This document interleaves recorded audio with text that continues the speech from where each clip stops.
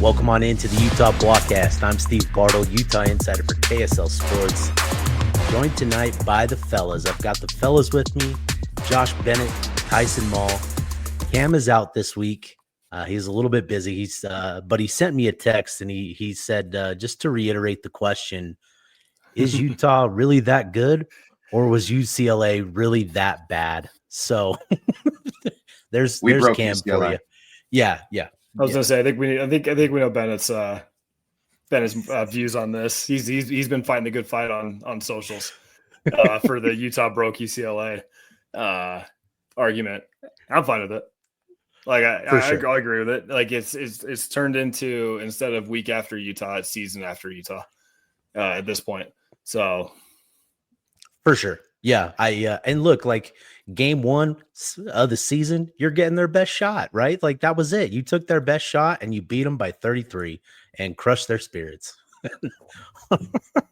One and listen, done. I'm not like one and done. I'm not saying it's the reason, but like I've been a part of, hyping up game one and getting handed a pretty good loss. So it sucks. It's a bit demoralizing.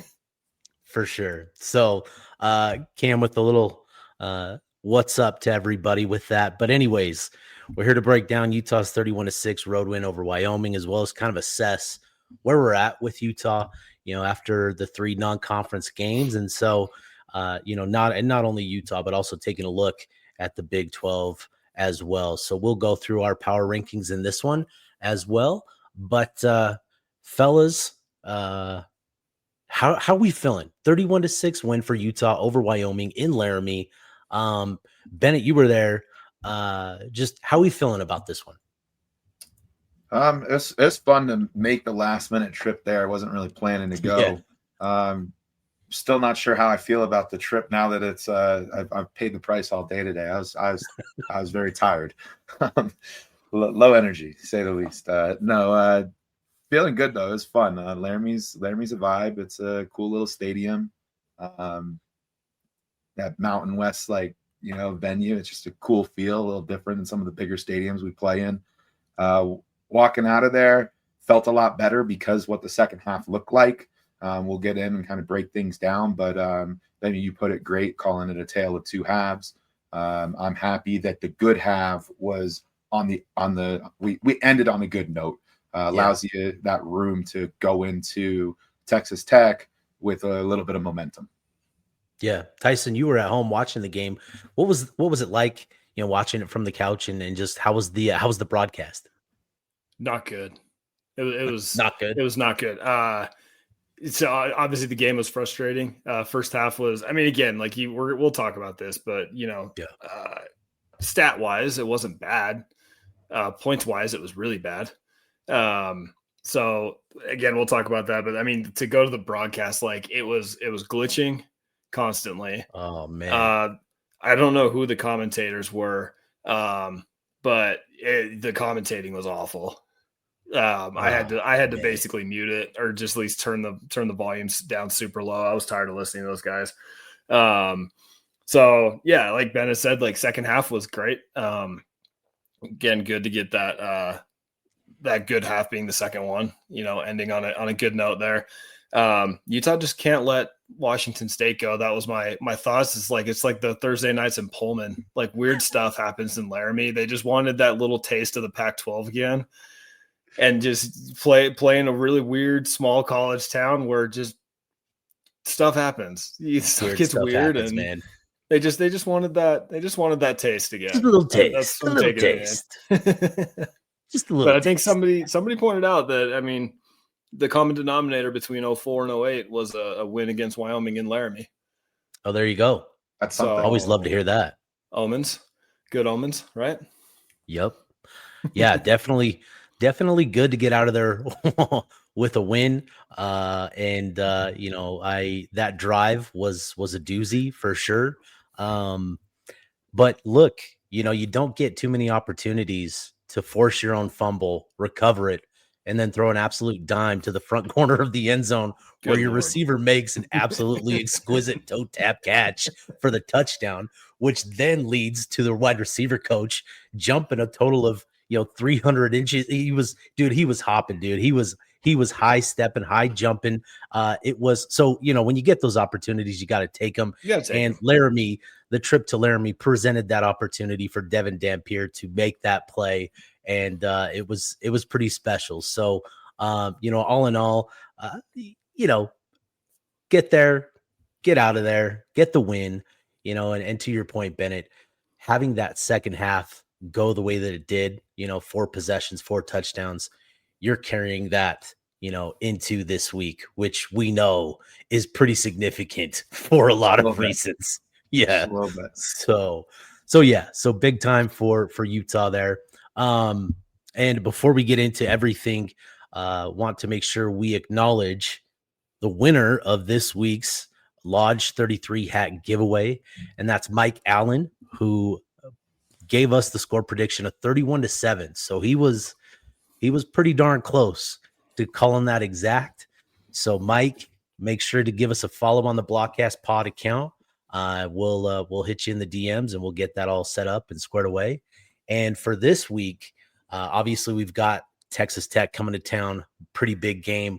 We're not only working on another hat giveaway, obviously that's gonna be a thing, but we're working on something special with Lodge 33, potentially something tailgate Saturday. Maybe we'll figure something out, have something special, maybe a little pop-up or something in the tailgate. So, just putting that out there right now, but we're working through some final details to hopefully make that happen. So appreciate Lodge 33, all that they do for us, and it's been a fun partnership. And so it's been good. So wanted to congratulate Mike Allen for the good score prediction, and then announce what we've got going on this week with Lodge 33 as well. But Mike, Mike, if you're listening right now, tweet us, whatever, message us. I want to know what your reaction was when Wyoming went for 2. I just want to know what that reaction was. Just thinking you had it on lock, and then they send the offense back out there. Oh man, I would have been so pissed. Oh man, I would have been so mad. I was sitting next to people that were invested in the final score of the game, and I'll just leave it at that. And Hunter Andrews was an MVP for some last night, for sure. Shout out to Hunter, man. Shout out to Hunter. Came in clutch. I like watching him hand off the ball. It's just fun. He didn't even take a hand off. He was taking the snaps. He was taking it directly from the center. But Wyoming didn't know what to do. Yeah. And him handing it off, and Dampier out there. I'm sure we'll talk about some of that, but no second string quarterbacks last night. No red shirts impacted. Oh man, I love it. And so let me get to this week's winner of the Blockhead. Let me pull it up here. Shout out to the big man in the middle. Where are we at? There it is. Jaron Kump, the big man in the middle, coming back from a little injury the week before, and in that second half, there were a couple plays where I went back and rewatched some of the film and stuff, and I shouldn't say film, but watched some of the plays, and Jaron had a couple moments where he just absolutely bullied the opposing defensive lineman across from him, finishing the play, shoving him to the ground, just being a prick. And that's the type of mentality we love in our offensive linemen. It was good to see that from Jaron again, in the middle, and just being, that big body, that big physical presence in the middle. I think Utah was missing that a little bit last week. Jaron has worked hard, at that center spot to get those snaps down, to get his calls down and everything like that. He's worked really hard. And again, going back to fall camp, when asking him about what it meant to be a captain, you could tell how much that meant to him and how much it means to be out there with his boys. So this week's winner, making his return after missing last week, Jaron Kump, is this week's Blockhead Helmet Sticker winner. So shout out to and that says week 1 winner. I got to update that. That's on me. Bad podcasting. But shout out to Jaron. I know, man. I know. It's bad. But anyways, shout out to Jaron. So let's dive into it, fellas. Utah's 31-6 victory over the Wyoming Cowboys. And, again, just to kind of set the stage here, Utah struggled, a bit early, and struggle probably isn't even the right word because, offensively they continued to execute. It's just penalties and some sloppy errors kind of, left some points on the field. But then again, as you mentioned, and as we talked about, had a much different second half where Utah finished those scoring opportunities with touchdowns. The rushing game was dominant. Devin Dampier was, quietly efficient and impactful, and the scoreboard ended 31-6. So there's lots of, a little bit more to unpack, beyond just the surface. And so let's start with Dampier. His stat line: 27 of 41 passing, 230 yards, 2 touchdowns, and led the team again in rushing with 13 carries for 86 yards. So Josh, I'll throw this one to you. Just what were your thoughts on his overall performance, first half, second half? Just what did you think of Dampier and Laramie? Yeah, I thought he had a pretty good game. I thought he was efficient. If I have one gripe, I don't love him being the tied for the most carries on the team. He had 13, and Rodgers also had 13. But with that being said, I mean he's efficient with his touches, right? 13 carries for 86 yards. Those are good numbers. In the second half, he really kind of took things over a bit. So you open the second half on that first drive, there was a 3rd and 7, and he had a 23-yard run that got us down to the 2-yard line. You think to the first half where you got the missed field goals that basically kept us kind of stuck in the mud. I mean, if on 3rd and 7 he runs for 3 yards, what are we doing on 4th and 4? Are we going to kick a field goal? Are we going to go for it? Do we get it? Whatever. He ran it for 23 yards, got it to the 2, and that opened it up for Rodgers to get a touchdown. And that's kind of what we need. I know we want to get into so we'll talk about defining moments later, but that was big for Dampier. And then on the next drive, we got buried with penalties. We were at a 2nd and 28. He got a little 7-yard route to Ryan Davis, and it's 3rd and 21. Another situation where it's is the offense going to get stuck? Are we going to just try to get enough yards to maybe get a field goal? Maybe Dilzilla can redeem himself, whatever. No, he hits Bentley for 23 yards to get that first down, keep it moving. And that was another touchdown drive. 3 plays later is when the ball was put on the ground. He picks it up. He looks like just scans everything across the field super quick. Oh, there's Simmons. Throws an absolute laser to Simmons, and then Simmons gets the toe drag and everything. And it was in the Utah fan section corner, and it was cool. The fans when we talk about the game and being there, it was kind of dead the first half, and the second half we had a lot of fun, and that's where I was really tired driving home because we were jumping up and down, blah blah blah.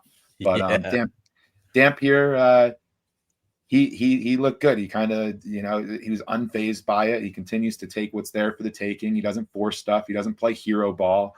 And we've done a lot of things to make things easy for Dampier. And, last night with things being easy, he was still able to move that ball at will. Even if those points didn't show up in the first half, they did in the second.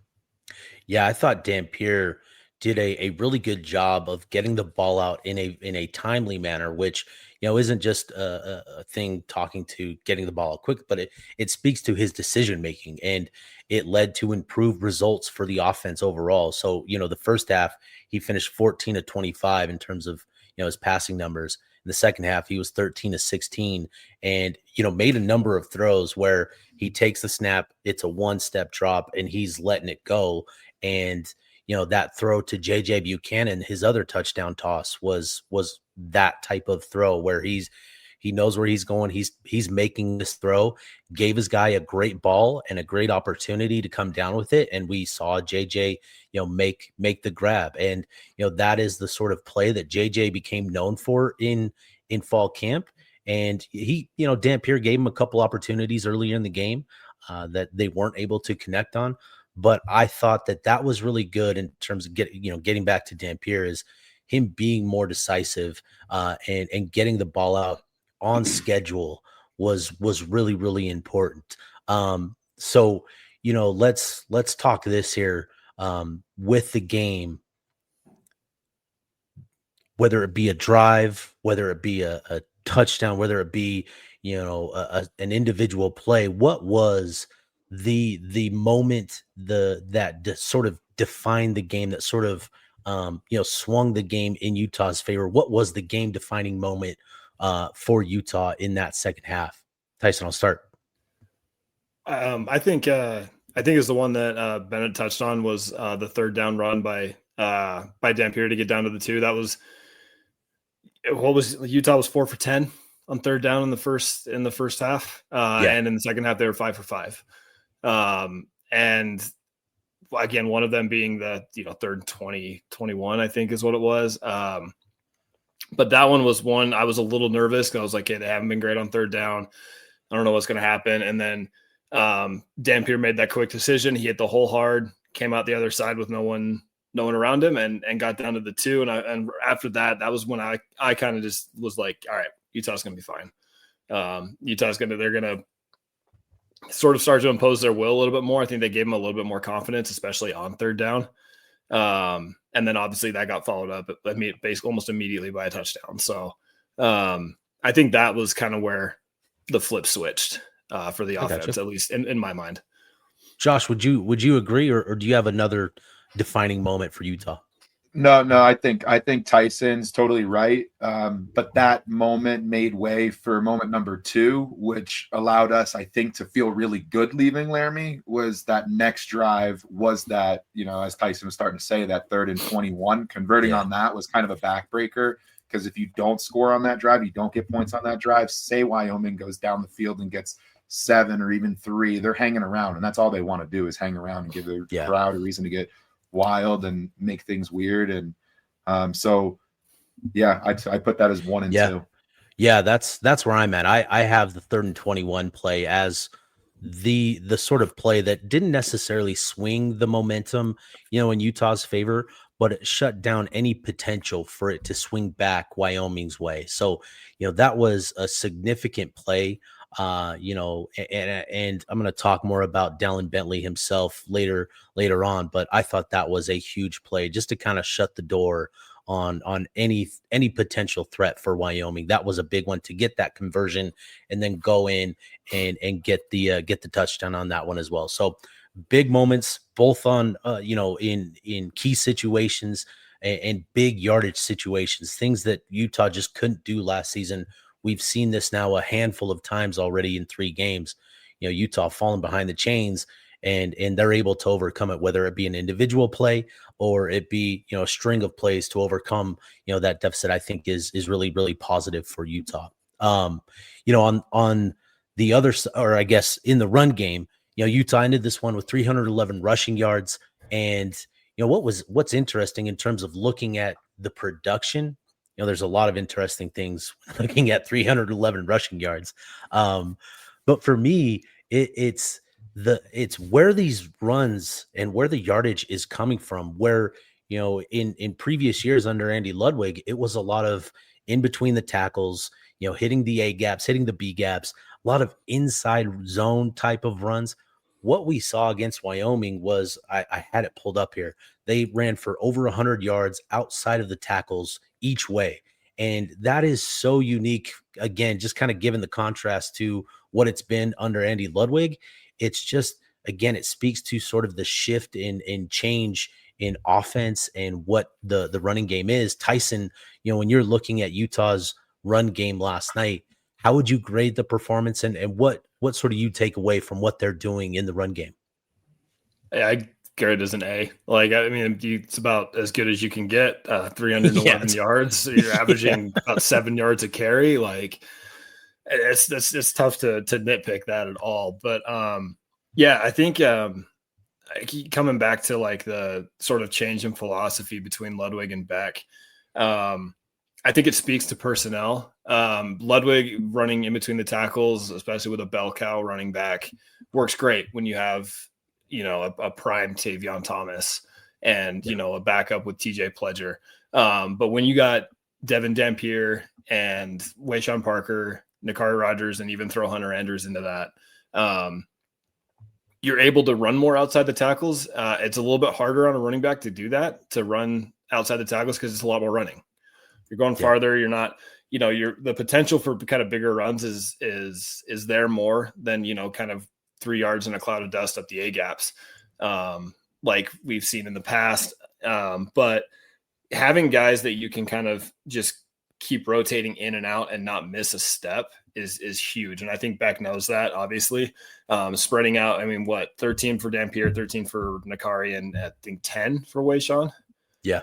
Like, that's perfect in my mind. Like, it doesn't put a lot of tread on the guys' tires. They're not taking hits. They're not taking, they're not wearing down. So when they do come in, like, they're fully fresh, ready to go, and the ability to break off runs like we've seen Wayshawn do this year, like we've seen Nakari do, and we've obviously seen Dampier do. So, yeah, it's kind of tough to grade it as anything but an A. Oh, yeah. Yeah. And that was a dumb question. You want to run off tackle? Yeah, cool. We got 2 potential first-round draft picks at each tackle position. Yeah, let's run behind those guys. And now you've got guys like Semi Tawalonga who are playing, sort of a tight end hybrid fullback type of role, and you're motioning him across the line to pluck off, the edge defenders, and you're just adding to what you can do on the edges. So, Beck's doing a lot of fun things. But these guys that are running the ball, Dampier, Wayshawn, Nakari, and Hunter, they run each with kind of their own unique type of style. It's been a lot of fun. I think Wayshawn was a lot of fun Saturday night. The hurdle attempt was something. That was fantastic. Ben, what do you make of kind of the mixture of running styles and running back types that Utah's got this year? Real quick, I want to clarify something. You said that we had 100 yards on the outside of our tackles on each side. So 100 left outside, 100 right outside, and then the other 100 is between the tackles? Yep. I love that so much. Okay. I just want to make sure I understood. Yeah, no, that's awesome. As opposed to the run game, it's nice to, you never know where it's going to go. And the stat that, we just highlighted right there, that goes to show it. We can run it effectively any which way we want. It's a lot less predictable than the run left, run right. You see the motion, guys coming in motion, handing it off to a guy in motion, and then all of a sudden he's taking up the middle. That's unique. You don't see that stuff every Saturday and Sunday, right? I'm a Dolphins fan for absolute worst, but we use motion a lot, but we don't use it that creatively. And McDaniel's one of those guys, those coaches that change the game, and that's something Beck can literally be changing the game with the way that he uses some of that motion. So I love that it keeps everyone on the toes. You don't know who's getting the rock on any given play. It could be the guy in motion. It could be your running back right there. It could be the quarterback keeping it. When you have Semi out there, he's going to take a tote at some point in time. So I love it. You don't know where the ball's going. You don't know who it's going to. It makes it really fun to watch. And No, and that gets to another, big difference from what we grew accustomed to, under Andy Ludwig. And again, Tyson, you made a great point that when he had the dudes, he utilized them. But, the last 2 years were pretty tough in that sense. But with Beck, it's just been so refreshing to see all these different looks and all of these different players incorporated into the run game. It just forces the defense to account for so many different people, so many different plays, and really kind of stretches them out. You don't know who's going to motion into the backfield to take the handoff, who's not going to take the handoff. It's a lot of fun. And when you've got a quarterback like Devin Dampier, who, again, getting back to the quadruple Ds, where he demands the defensive discipline, even when defenses play it correctly, he has the ability to overcome that and make you look silly. And I think having that at quarterback with his decision-making in the option, and he wasn't perfect against Wyoming. There were a couple reads he probably could have given to Wayshawn or to Nakari, but to have that, you just see his effectiveness in that option and how good he is and the feel that he has in that action. And I think a big thing is when I'm at the game or I'm scrolling the feed and watching people's live reactions to things, I'm not seeing people complain about us running the football ever. And our fan base, they just want to throw it 50 times a game, even though I'm not going to get into all that, but that's against what we are. But people want to throw it 50 times a game. Nobody's sitting there saying that this offense isn't sexy, and we're built on running the football, and it's because it's fun. It's fun, and you don't know what's coming. Running the ball is sexy. Put that Yes. on a Damn right it shirt. is. Oh man, woo! And with Yeah, dude, sure. again, with some of these blocking schemes where you're getting, tackle, you're getting Caleb pulling across, you're getting Spencer out into space, you're utilizing these big bodies, Semi-Tawalunga, Solatoa Moyai, Keith Olson. You're using your strengths, which is and maximizing. You're not just using them, you're maximizing them.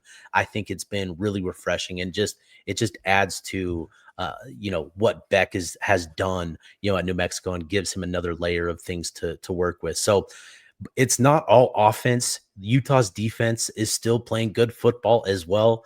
And they've had a couple breakout players with John Henry Daly and Jackson Benny. Ben, I'd be curious, man, who has been bigger for Utah on that side of the ball? That's such a hard question, man. That's like, I know. That's why I put it on you. I really don't want to answer this question because like both of those guys deserve their due. So if somebody wants to take the other side of it, I'll go with I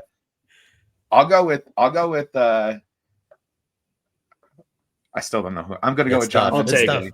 I'll take John Henry Daly. And that's no disrespect to Jackson Benny, absolute dog, but John Henry Daly's given us that motor on the outside, return to Sac Lake City. He's got 5 sacks through 3 games. Like the dude's pacing 20 sacks. Like, I mean, is he going to get there? Probably not. But like, you have over 10 sacks in a season. That's a great thing. He's already halfway there. He's an absolute problem, and he's a problem on most plays, and that's going to open up a lot of things later on when we start doing more stuff off the edge with linebackers or safeties that we bring up and send some creative blitz packages. It's going to be great. And it's no knock on Benny. He's been awesome, but it feels good to have a real legit candidate for mayor of Sac Lake City. It does. Shout out Snacks.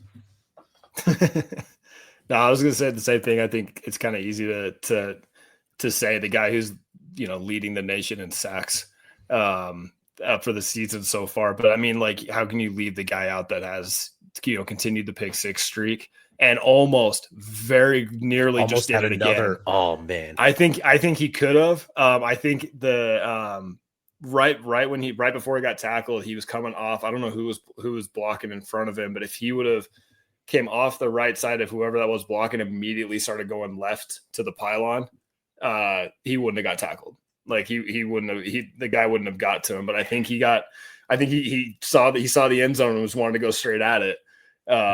So he definitely could have taken another one this week. So once again, like it's a tough question. Yeah. Oh yeah. But I mean, give Jackson Benny his flowers too. I mean, the kid's been great.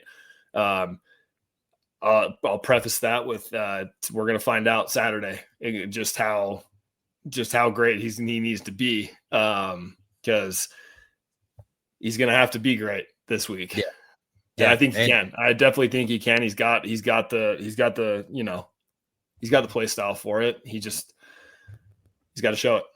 And I think he will. JHD, he's going to need another big game this weekend too. With that Texas Tech passing game. Was looking at some of the numbers with Baron Morton, and obviously, just like any other quarterback, when you get pressure on him, it's impactful. So, both of those guys have been tremendous, and to put that on you guys, to have you pick one or the other, that was cruel by me. That was mean. Yeah, that was mean. So I apologize. Need to talk. One of the more unfortunate things to come out of that game was Rabbit Evans and the injury that he suffered. It was pretty brutal to watch the replay of, and Kyle Whittingham just put it out there that this looks like a season-ending injury. They didn't know for certain that night, but it seems to be pointing that way. And when Whittingham, Whittingham shared that they're talking about looking into redshirt possibility, and he mentioned that Rabbit may be up not only for one season, but potentially 2, which that would be really, really interesting to see what that would mean for him in his future. But obviously it sucks for him. He had been dealing with something that has kept him out the previous 2 weeks, tried to give it a go, and unfortunately suffered a pretty awful injury. So with Rabbit out now for the season, how do we feel like Utah is going to adjust and adapt without one of the guys that they sort of viewed as a key piece to that secondary. Yeah, that was another thing that the broadcast was really bad at. If you were watching at home, you didn't know Rabbit was hurt until they came back from commercial. Like the play ended and then like it went to a commercial with like kind of like no real explanation. I was like, oh, it's just like a TV timeout or something.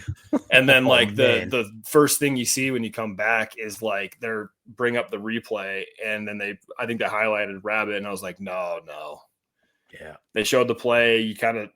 It did not look good. And then they like immediately cut to him on the cart with his helmet off. And you could legit see tears everywhere on his face. And it was so rough to see, especially knowing that, this was his first game this year, which you guarantee he was chomping at the bit to get out there and play. So yeah, it sucks.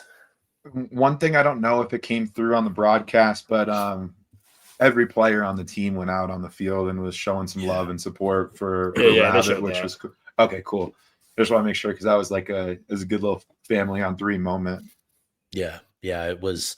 You could tell, and the players have talked about Rabbit, all off season as being a guy that they've enjoyed, being around as a guy that's worked hard, that's put himself in a position to capitalize on his work and some of the improvements he's made and all of that sort of stuff. And to see him go down in that manner, it was heart-wrenching. It was tough to see that.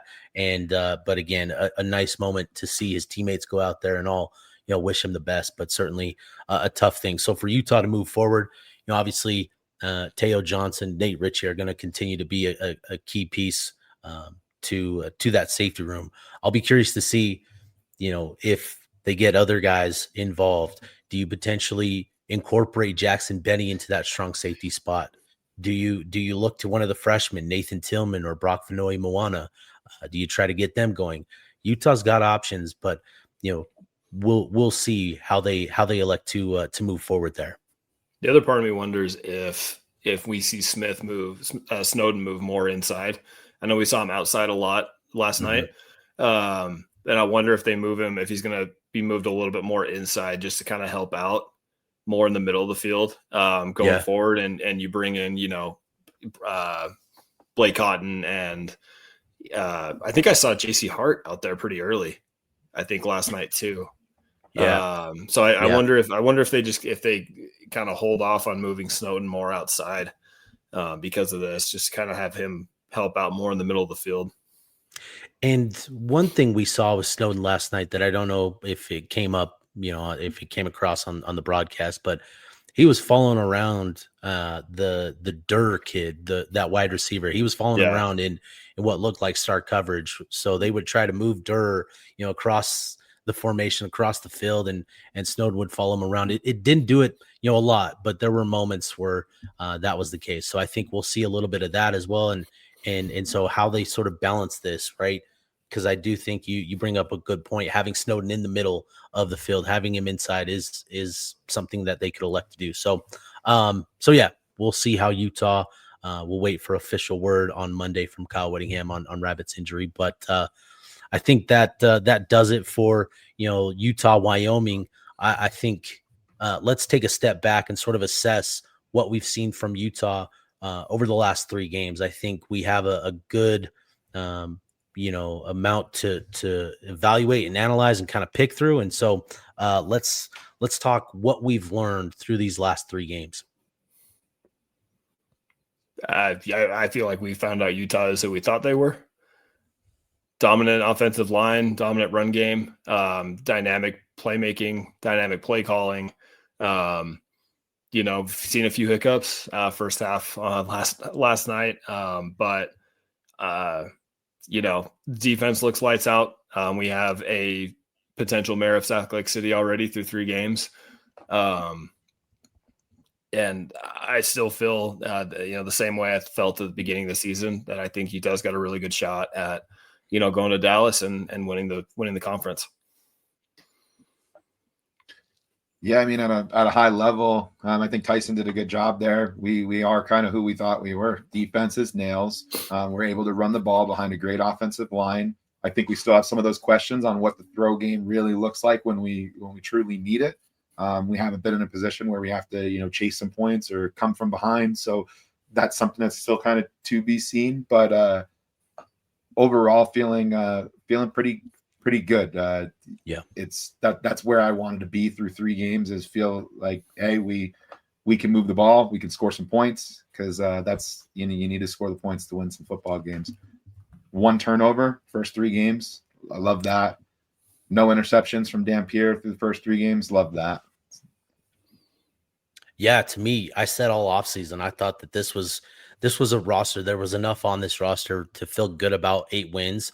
But to get to 9, to get to 10, there would need to be players, individuals stepping up, or position groups playing at a higher level for Utah to get there, or even, the bounces going Utah's way. And I think what we've seen is Utah obviously eliminating some of the bounces, not going potentially going the other team's way by protecting the football. And I feel much better about a few different things. Obviously, quarterback, with the way that Dampier has played, behind this offensive line, he's been incredibly efficient.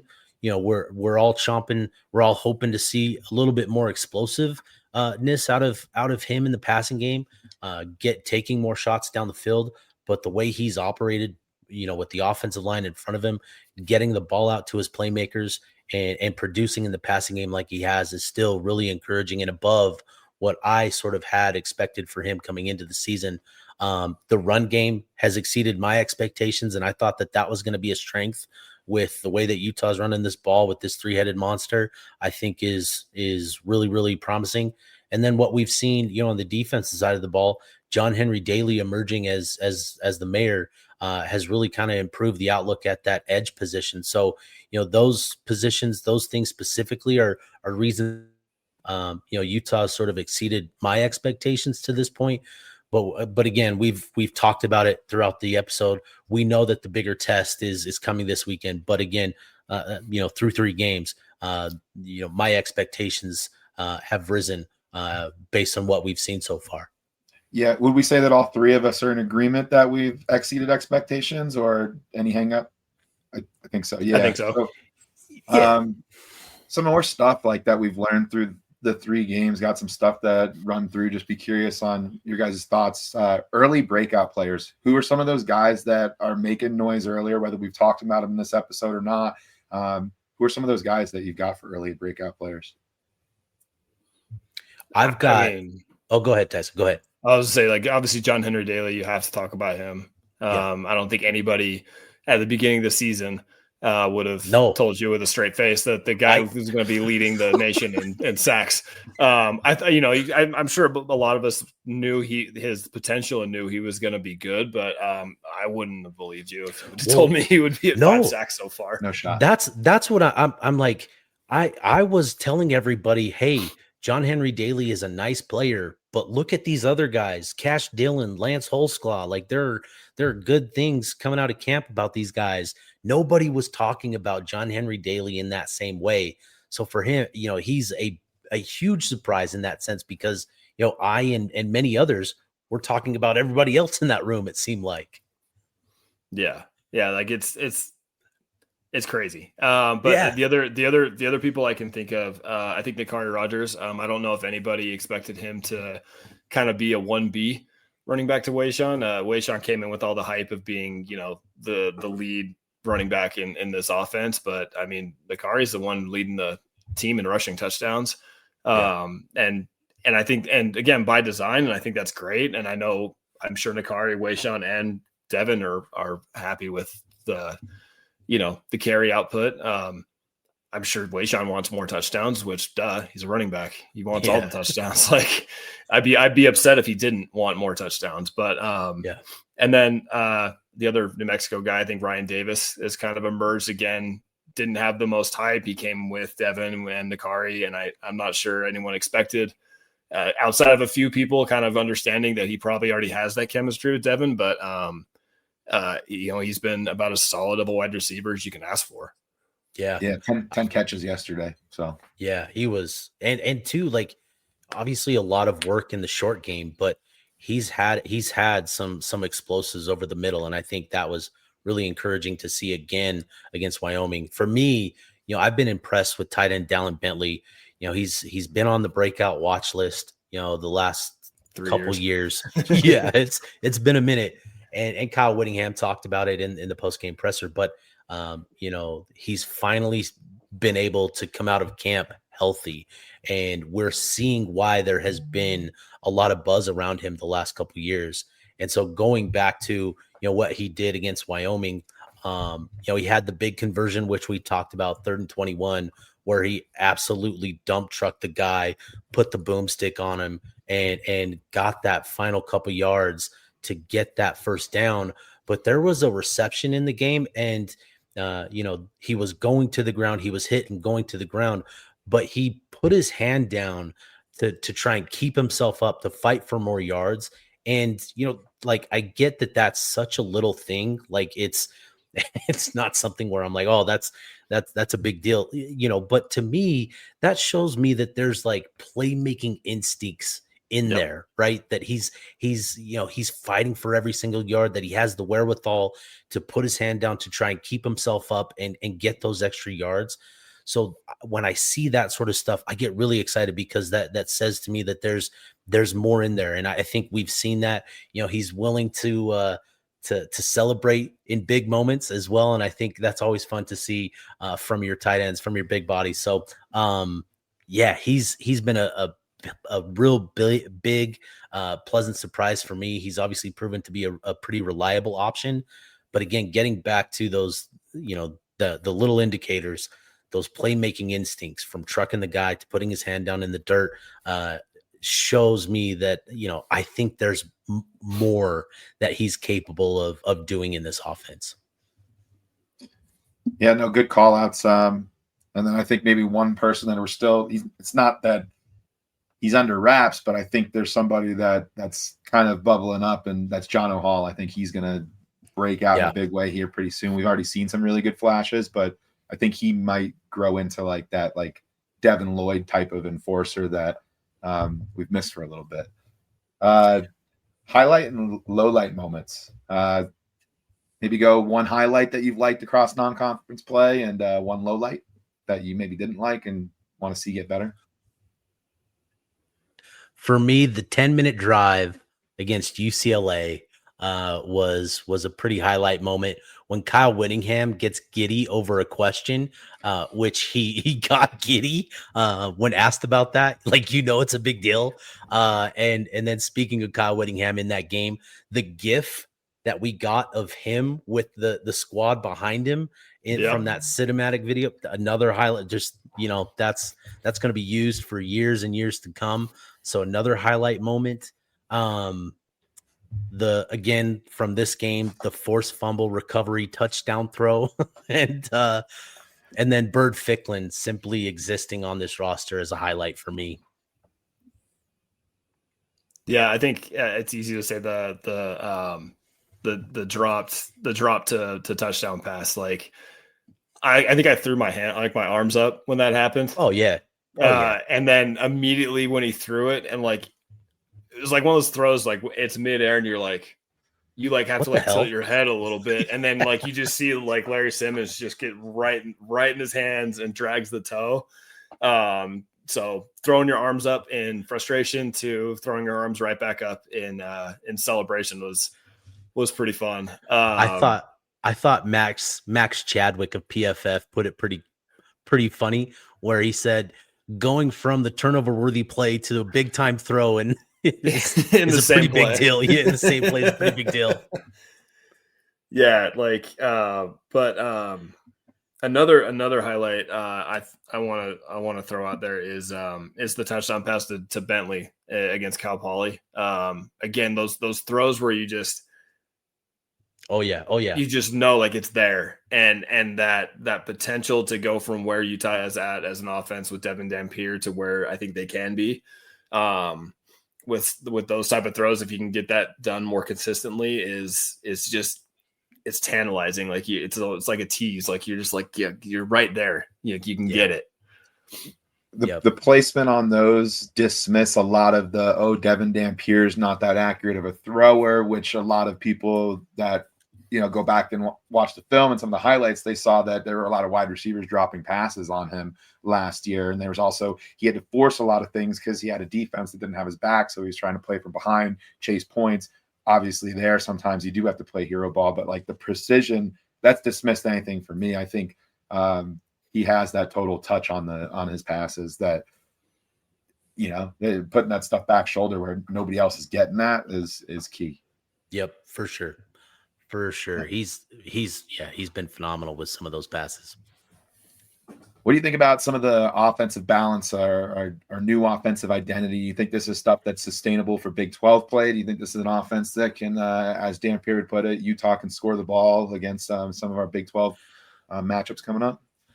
I do. I think, just look at last year, right? Big 12 champion Arizona State, heavy run team with a young quarterback that they kind of, protected in a way where, it was a heavy emphasis on the short passing game and just being efficient.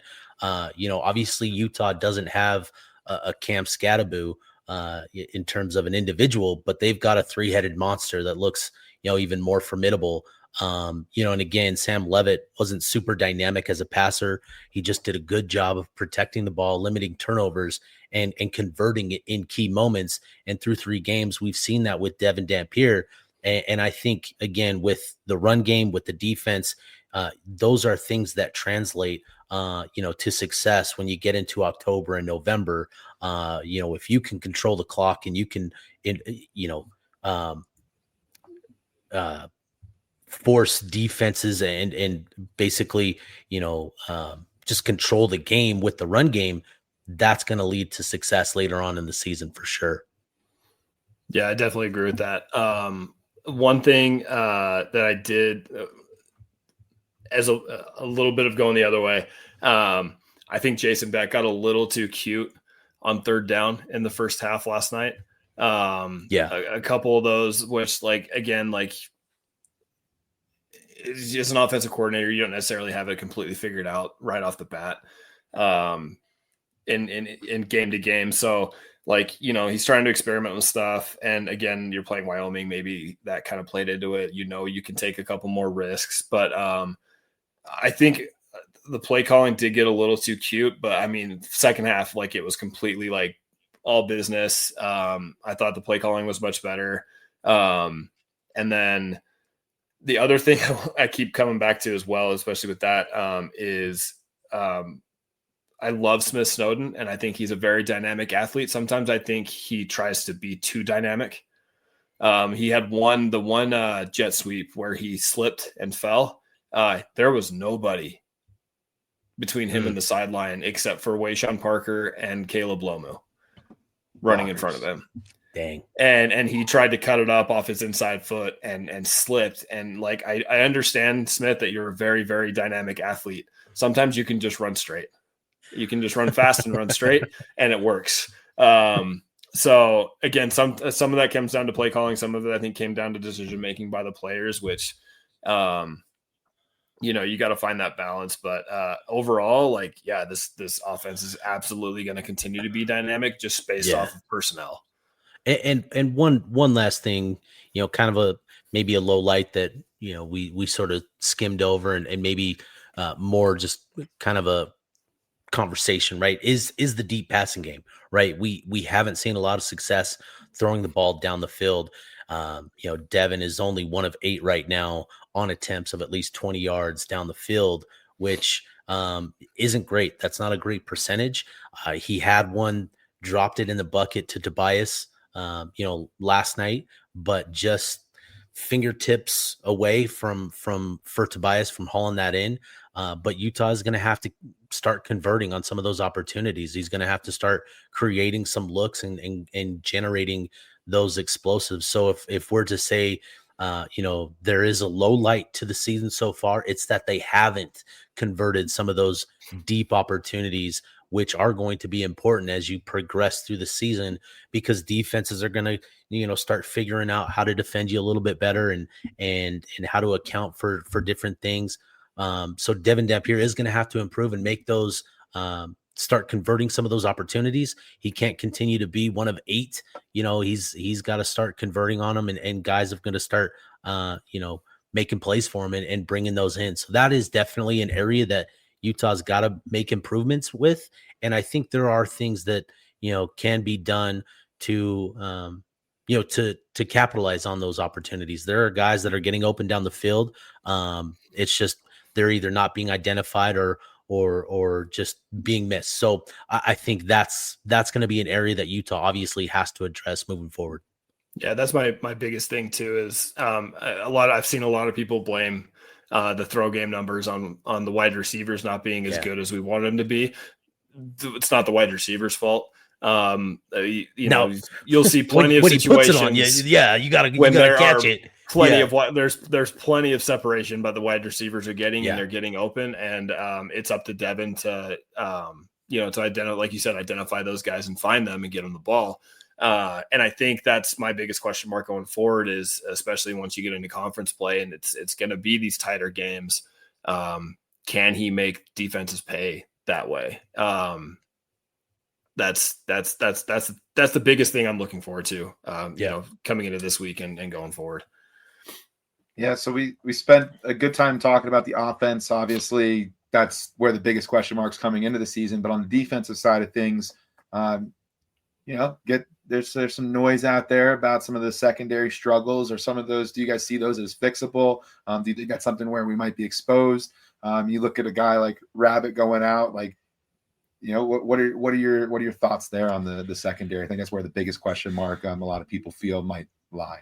Yeah, I do think it's, based on what we've seen so far, it leaves, quite a bit to be desired. I think we were all kind of anticipating Scooby Davis taking a big step forward, and it's not that he's been awful, but there's certainly been some opportunities for him through these first 3 games to, make some plays. Blake Cotton is a guy that he plays with great physicality. He's got the athleticism, but against Wyoming, there were some missed opportunities, just kind of seeing things a little bit slow. And so, I think it is going to be something where it's going to be a work in progress for the next couple of weeks. And obviously with Texas Tech coming in, you're going to have to take a big step forward in progress this week in order to do what you need to do defensively. Benny has been tremendous. He's made the plays. He's got the interceptions, but there are a lot of plays where he still needs to clean up, his footwork, his eyes, and that sort of stuff. The little nuanced things where, okay, he is still new to this position. He is still new to this role. He is still learning things about this. And so that's what you see at times with him, but it's good that he has the natural playmaking ability to see the interception, and take it right, and to haul in the bad ball and that sort of stuff. So, I think the concerns are valid, absolutely valid. But I think Shaw, Scally have shown us over the years that they will get these guys to make progress over the course of a season. Yeah, definitely agree with all of that. We know Shaw and Scally's pedigrees when it comes to getting guys coached up and ready to go. And we know, I don't necessarily think Scally's kind of done everything possible the first 3 games to maximize the defense, like the defense as it can be. I don't necessarily know if that boils down to not wanting to put too much stuff on film going into conference play.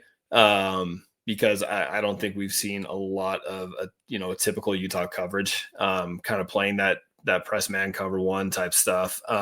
So yeah, we're gonna find out on Saturday. But the DB's best friends this week are going to be John Henry Daly and Logan Fano and John O'Hall and Lander Barton is going to be up to the front 7 to to put pressure on Morton, get him off his rhythm, get him off his game, and kind of prevent those big plays. And to a lesser extent, the offense. Is going to need to. We're going to see a lot of running the ball. I think this week you got to limit Texas Tech's time on the field on offense, and how you do that is 10, 11 play drives that end in touchdowns. And we're being critical of the secondary, and I think it's because we have, Utah's had such a strong tradition in the defensive secondary. I think it's important to give them some credit still. Elijah, Scooby Davis is still limiting, receivers till I think he's like under 60%. I think he's at like 56% completion percentage, on targets his way. I think Jackson Benny is at 53%, if I remember seeing those numbers correctly.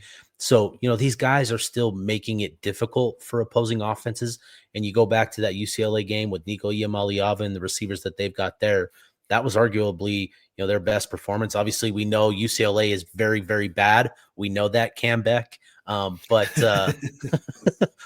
still, they had a good performance, and I think there are reasons to be optimistic again that they'll continue to make the progress they need to. Yeah, and then last thing, just quickly, anything in the first 3 games that changed your, season outlook? Anything you saw that is that the Texas Tech game for you, Tyson? I see you shaking your head. Yeah, I will have a more concrete opinion of this when we record next Sunday. Fair. For sure. Enough. Yeah, for sure. Like I said earlier, I think I've seen enough through the first 3 games where I feel like Utah, I had them at 8 wins coming into the season. So I was a little bit more conservative. I don't want to say conservative, right, in terms of my projection. So I've come up based on what I've seen through 3 games, but certainly, what we'll see against Texas Tech will do a lot to influence that as well. Yeah, and I mean, if you know me, I got ahead of myself and drank all the juice, so there's really nowhere to move that needle from where we're at. I'm gonna stand pat. That's where I'm gonna be. So, all right, let's love that. All right, let's take a step back, look at the conference picture here, and so with the Big 12. Not everybody was in action this week. A few teams were on a bye, but still a number of games that went down this weekend. I think we were all kind of looking at those Friday night games: Colorado versus Houston, Kansas State versus Arizona, and I think those 2 games are really interesting when you talk about the picture moving forward in the Big 12. The rest of the games out, I think West Virginia getting the win was pretty big, but I think those 2 games in particular, Kansas State, Arizona, Colorado, Houston, were really telling of what we can see moving forward. So let's talk our Big 12 power rankings and just kind of run through this real quick. I think we all agree, right, that if we're, and I should remove that. Where to go? There we go. All right. Top 4. Iowa State, Utah, Texas Tech, TCU. I think we all agree that is the top 4 of the conference. Yeah. Yep. Yeah, that feels like the tier 1. TCU kind of rounding that out. Like they feel good, just need a little bit more. But yeah. Yeah, and with obviously Texas Tech getting the big win over Oregon State, they had 2 pretty easy games in the weeks prior. Iowa State with they've had a strongest start to the season with 2 big wins against rivals, Kansas State and Iowa. I think it makes sense to have them there with Utah there. So, yeah, I think this is the top tier. That next tier, where do we feel like that next tier ends? Do we think it ends, with Houston, with Arizona, Arizona State, Kansas? Where do we think that next tier of Big 12 teams kind of goes? Yeah, I've got this as like a tier 2, 5 through 9. So BYU, Baylor, Arizona, Houston, Arizona State as really an interchangeable tier. You can go and put any of them at 5 and any of them at 9. I think one of these teams will be playing into the last 2 weeks of the season. Maybe 2 of these teams will be playing in that last week of the season, trying to push that upper tier. Oh, go ahead, Tyson. Go ahead. I would say, yeah, I agree with that. I think the one part that I wouldn't say is interchangeable, I think you put Baylor at 5. Because they have an offense. Yeah. Because they have a very good offense. But other than that, like, again, I think they're all interchangeable. I think you might be able to throw Kansas in there. I don't know if West Virginia is who they showed they were yesterday. Just rivalry game, and I think they ended up playing two different quarterbacks. I think they pulled Nico, didn't they, or did he get hurt? I think they just played two, if I remember correct. They just played two. 3 of them took snaps. But yeah, I think they just played them. But still, that's a big win to get the backyard brawl against Pitt, to get that victory. I think that's a big one, a bounce back win after losing to Ohio the week before. I think BYU to Arizona State, I think that makes sense as its own tier because I do think I would even put Kansas in that second tier as well. I know that they lost to Missouri, but I've been really impressed with what we've seen from Kansas so far with the way that Jalen Daniels has played. And that's a pretty big tier 2. I get it. In Arizona, getting the win against Kansas State, obviously at home in Tucson. But the way that they've managed these first 3 games has been really impressive with the way that Noah Fafita has been playing. I think to have them up here is really surprising, but I think it's valid. I think they've done a lot. It's warranted. Yeah. And with Houston, again, getting the win over Colorado, 2 programs that I think, the Cougs are looking to make some noise this year with Connor Wegman and that offense still not clicking yet. But, Colorado just not having a solidified quarterback situation is really doing a number on them this year. And I think to see Colorado and Kansas State at the bottom of the power ranking is really surprising, but also not, because this is the Big 12 and like this is what we should come to expect. Somewhere Cam is just like smiling and nodding his head and he doesn't really know why. Just from that. he just got the urge to nod his head and smile, just knowing that the Buffs are frauds. Yeah. Yep. I agree. Man, Cincinnati, UCF, I have no real sense of what those teams are going to be. I don't either. Just no feel for them. Yeah, I kind of have Cincinnati in that like don't count them out like tier with Kansas and West Virginia. Like these are teams, but Cincinnati at the bottom of that. I think that Cincinnati is definitely a notch below Kansas and probably a notch below West Virginia as well. But UCF, I think they're just in a rebuild and they'll be happy to win where they are able to win. And I'm a big, watching film on Brendan Sorsby this offseason, I was really impressed with his game and just, the variety of throws he can make, his willingness to run. I liked him coming into the season. It's just, I don't know what they've got around him. And so they can kind of be a wild card. And then again, to your point, UCF, total rebuild mode. I don't have a lot of confidence in Scott Frost to be a guy to get this right. But hey, he's won a couple games so far. So we'll see. But, again, getting back to Colorado and Kansas State, man, just is Kansas State on the brink of falling off a cliff, or have they already done so? Like what a drop off. I think they already Thelma and Louised it. Yeah, I think so, dude. It's just, man, spiraling, man. That's tough. Yeah, it's a surprise how bad Kansas State is. I feel like we all probably thought there was a good chance that Oklahoma State could be bad. Maybe not this bad, but Kansas State they're supposed to be that team, you know what I mean? And knowing how things go, they probably will be that team on November 22nd when they come to Rice Eccles. But for right now, they are not that team. Man, Oklahoma State vibes are in the toilet, dude. Bad. Real bad. Holy cow, dude. Can we just like permanent marker them in the 16th spot in the Big 12 power ranking? Can we just lock them in at 16? I don't think you need to worry about moving anybody out of that, into that spot. I think that's Oklahoma State's. I think that's new. The honorary Oklahoma State ranking is 16, dude. Yeah, I think they're locked in there. But yeah, I think this is spot on. I think the top tier being Iowa State, Utah, Texas Tech, TCU. I think that makes sense. With BYU, obviously their defense is playing lights out. But the big question mark is obviously the offense and Bear Bachmeyer and how he's going to handle, the next couple of weeks.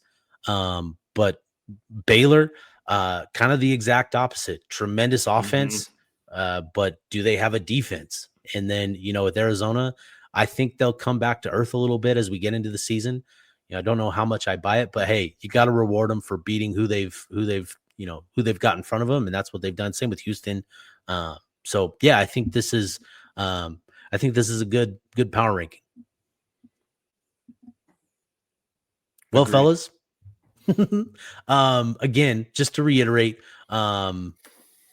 what we've got coming up this week, obviously Utah, Texas Tech, it's the big one. This is what's been circled on everybody's calendar all year long. This is the big game, big noon kickoff coming to Salt Lake City. I hope everybody, obviously understand family, children, all that stuff matters, but I hope everybody makes it out to the game. This is a big one for Utah, and we're going to try to do all that we can to get everybody out there. And again, like I mentioned earlier with Lodge 33 hats, we're going to do hopefully have something finalized this week to do something special up at the tailgate lot as well. So, guys, any final thoughts before we put a bow on this one? Nah, big day Saturday. I think obviously it's a good opportunity for Utah to make a statement by beating Texas Tech. But the other thing is this: everybody's going to be watching this game. This is the game after game day and big noon kickoff are done. Those go off the air. Everybody who's like, all right, I'm ready for college football is going to flip to Utah, Texas Tech. So I think this is a really big opportunity for, again, not only for the team, but like for, Utah's standing in the national landscape of college football. This is a big day, Saturday. So I'm excited. Yeah, really excited about it. I mean, there's things you want to see in your non-conference play, especially when it's against the level of opponent that it is. It's good to get Texas Tech right away because it's that big moment to make a statement. And we keep saying we're back, but like this would be that kind of moment, that statement game. So super excited for Saturday. Look forward to finding a little bit more out about this Utah Utes football team.